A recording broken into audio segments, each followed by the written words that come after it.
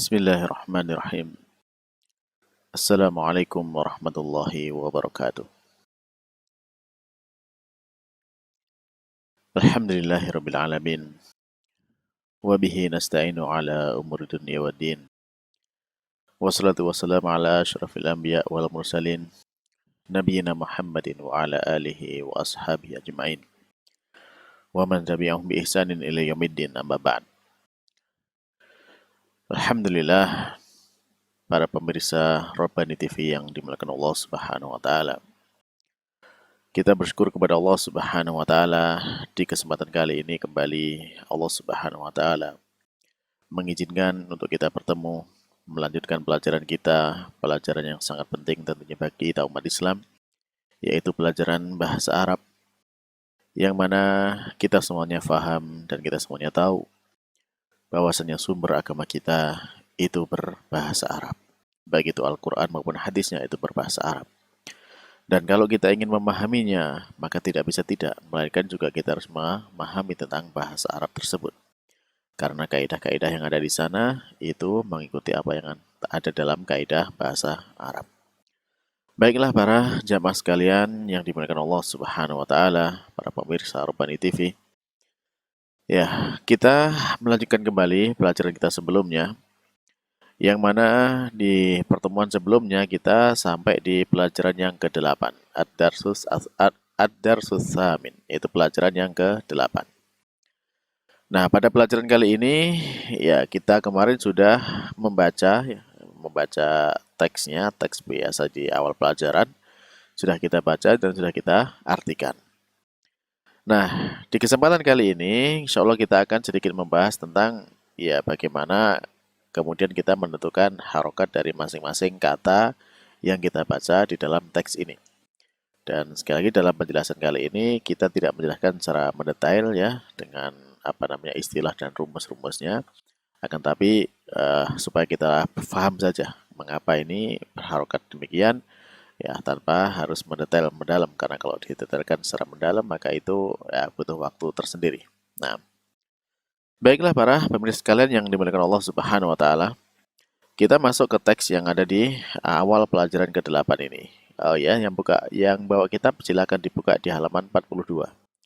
Dan yang belum memiliki kitab bisa di-download di deskripsi, di link yang ada di deskripsi dari video ini. Nah, baik, silakan dibuka kitabnya. Kita masuk di baris yang pertama. Kemarin sudah kita baca, hadzar rajulu tajirun wa dzalikar rajulu tabibun. Dan artinya juga sudah, ini ya dokter ini ya adalah seorang afan. Jadi artinya bahwasanya laki-laki ini dia adalah seorang pedagang dan laki-laki itu adalah seorang dokter. Nah, yang perlu kita jelaskan di sini ya bahwasanya dalam kalimat berbahasa Arab itu ya kan dikenal ada yang namanya kalimat ismiyah dan kalimat fi'liyah. Jadi gampangnya itu ada dua macam kalimat di dalam bahasa Arab, yaitu kalimat yang diawali dengan kata kerja dan ada kalimat yang diawali dengan kata benda. Nah, di dalam kata benda ini kita untuk yang kata kerja belum kita pelajari dan kita masih ada di kata benda ya. Kalimat yang dimulai dengan kata benda atau yang dikenal dengan jumlah ismiyah. Nah, untuk susunan kalimat dalam jumlah ismiyah ini ya, di situ dikenal dengan adanya mubtada dan khobar ya, mubtada dan khobar. Yaitu mubtada itu sebagai permulaan, khobar itu ya sebagai penjelasan dari mubtada tersebut. Nah, sehingga pada pertemuan-pertemuan sebelumnya yang lalu sudah kita jelaskan yang seperti itu, mana yang mubtada, mana yang khobarnya. Nah, untuk memulai ya dalam kalimat bahasa Arab itu, memulai kalimat itu memang dimulai dengan sesuatu yang jelas, sesuatu yang pasti. Ya, sehingga secara umum yang digunakan dalam mubtada itu adalah kata yang ma'rifat, yang sudah tertentu, sudah diketahui. Nah, baru kemudian khobar mengikuti dari mubtadanya. Nah, baik. Sehingga kalau kemudian kita lihat di dalam susunan bahasa Arab itu, ya mubtada khobar itu kan ibaratnya seperti subjek dan predikat gitu ya, subjek dan predikat. Nah, ketika ada subjek dan sudah ada predikat, maka itu sudah sempurna kalimatnya dalam bahasa Arab. Misalkan kita ambil contoh. Kita ambil contoh, kalau di baris pertama itu kan kita mengenal ada hadza ar-rajulu tajirun. Nah, di sini ada tiga kata. Nah, sebenarnya kalau dalam kalimat sempurna dalam bahasa Arab itu dua kata pun cukup. Dua kata cukup. Misalkan dengan kata hadza tajirun, itu cukup. Itu sudah jelas. Ini adalah seorang pedagang. Nah, itu sudah bisa difahami maknanya. Atau dengan kata ar-rajulu tajirun. Ya, laki-laki itu ya adalah seorang pedagang. Nah, ini cukup dengan dua kata untuk menyusun satu kalimat itu cukup sudah sempurna maknanya. Nah, terus di sini mengapa harus ada tiga kata ya? Jadi di baris pertama ini sebenarnya tersusun dari dua kalimat dan masing-masing kalimat itu ya ada tiga kata yang dihubungkan dengan kata sambung wa ya, kata sambung wa. Ini wawunya ini sebagai kata sambung mu'athaf. Nah, sehingga kalau kemudian kita melihat susunan kalimat yang terdiri dari tiga kata seperti ini, nah ini eh, butuh penjelasan mengapa kok harus ada tiga kan gitu ya. Nah, terus fungsinya apa yang salah satu dari kata tersebut? Karena kalau tadi kita sudah sebutkan, misalkan dengan kata hadza tajirun, ini adalah seorang pedagang, itu sudah difahami, sudah jelas.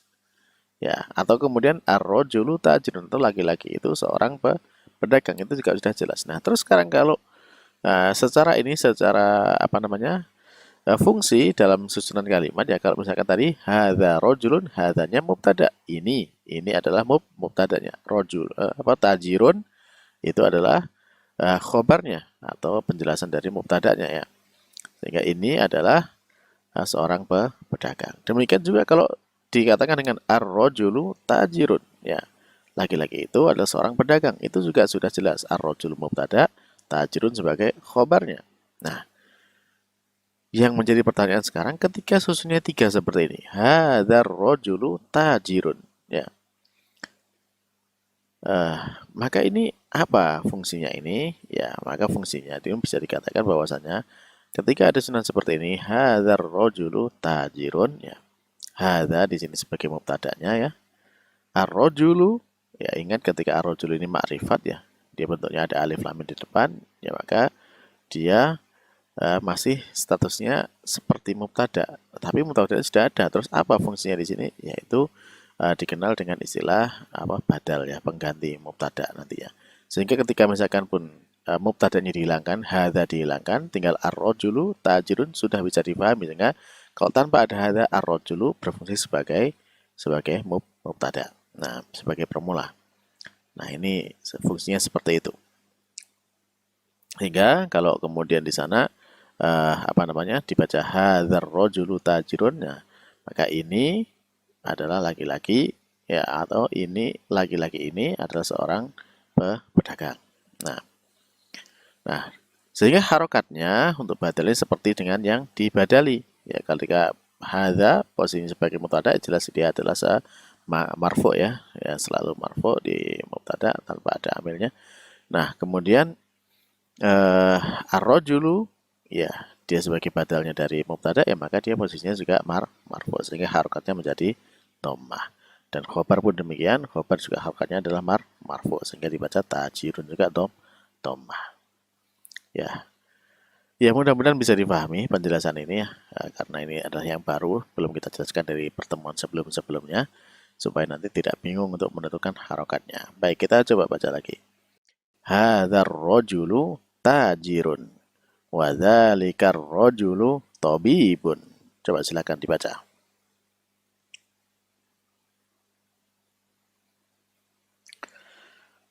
Nah,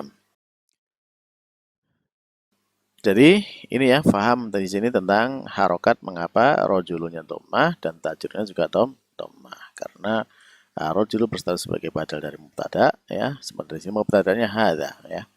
Kemudian tajirun sebagai khobarnya. Nah, terus di sini disambung juga dengan kalimat yang baru lagi yaitu wadzalika, sama dia sebagai mubtadanya, ar-rajulu ya laki-laki itu, ya laki-laki itu. Ini sebagai badalnya tabibun, itu seorang dokter. Nah, baik. Sudah jelas. Nah, jadi itu harokatnya. Kita baca baris berikutnya. Ismut tajiri Mahmudun wasmut tabibi Sa'idun. Di kalimat kedua ini ya, artinya ya nama pedagang itu adalah Mahmud dan nama dokter itu adalah Sa'id. Nah, perhatikan di sana juga di baris kedua ini tersusun dari dua kalimat ya. Ismut tajiri Mahmudun ini satu kalimat, kemudian ismut tabibi Sa'idun. Ini juga satu kalimat dihubungkan dengan huruf waw. Ya, waw penghubung. Nah, di sini. Nah, ketika ada tiga kalimat seperti ini, tiga kata dalam satu kalimat seperti ini, ismut tajiri Mahmudun. Nah, maka masing-masing kata memiliki perannya sendiri-sendiri. Ya, ini masih kita di kalimat kalimat yang diawali dengan kata benda atau jumlah ismiyah ya. Maka di sana ism nama ya, ismut tajiri. Nah, ism jelas dia sebagai permula atau mubtada'nya. Nah, at-tajiri, apa fungsi at-tajiri di sini? Ya, ismut tajiri ini pada pelajaran sebelumnya sudah kita jelaskan. Ya, di halaman 32, mungkin bisa dilihat lagi di sana halaman 32. Ya, maka itu adalah terkait dengan mudhof dan mudhof ilaih. Ism sebagai mubtada dan dia statusnya adalah di mudhof. Karena at-tajir dia adalah di mudhof ilaihkan kepada ism. Sehingga ketika dia mudhof ilaih ya, dari dalam halaman 32 ya, silakan di sana mudhof ilaih dilihat. Nah, mudhof ilaih itu harokatnya dia kasroh sehingga dibaca tajiri. Nah, sehingga kalau dibaca menjadi ismut tajiri. Namanya pedagang itu ya Mahmudun. Nah, Mahmudun ini baru khobarnya. Jadi ismut tajiri, nama pedagang itu Mahmudun, yaitu Mahmud. Sama di kalimat kedua juga demikian, wasmut tabibi, dan nama dokter itu yaitu Sa'idun ya. Yaitu namanya Sa'id. Nah, baik, mudah-mudahan jelas di sini ya, sehingga harokatnya tajiri mengapa kasroh, tabibi mengapa kasroh, ya sudah jelas bahwasanya dia adalah mudhof ilaih dari kata sebelumnya. Baik, kita lanjutkan. Baris yang ketiga. Hadzal baitu lit-tajiri wa dzalikal baitu lit-tabibi. Nah, perhatikan di sana. Hadzal baitu lit-tajiri. Ini satu kalimat. Wa dzalikal baitu lit-tabibi. Ini juga satu kalimat. Nah, sehingga di sini ada dua kalimat yang digabungkan dengan huruf waw. Nah, tadi sudah kita jelaskan kalau hadzal baitu sama seperti di atas tadi hadzal rajulu. Ya di situ hadzannya mubtada, al baitunya sebagai badalnya. Sehingga harokatnya tetap marfu dhammah. Hadzal baitu. Nah, rumah itu. Nah, rumah ini rumah ini. Nah, kemudian setelahnya kan di awal tadi disebutkan mubtada pasalnya adalah khobar. Sehingga di baris pertama hadzal rajulu tajirun sebagai khobarnya.